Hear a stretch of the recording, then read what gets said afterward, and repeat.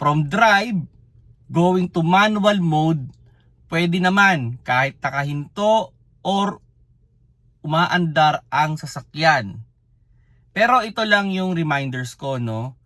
Kung umaandar man ang sasakyan, bago nyo i-switch to manual mode, I suggest dun muna kayo sa control speed.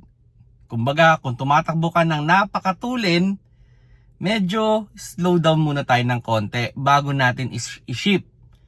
Para maiwasan natin yung pwedeng shift shock na baka biglang umurong yung takbo or mag-engine brake yung sasakyan mo at hindi mo makontrol. So ang suggestion talaga para sa mas safe na pagdadrive ng automatic from manual mode or from drive going to manual mode, nasa control speed muna sana tayo.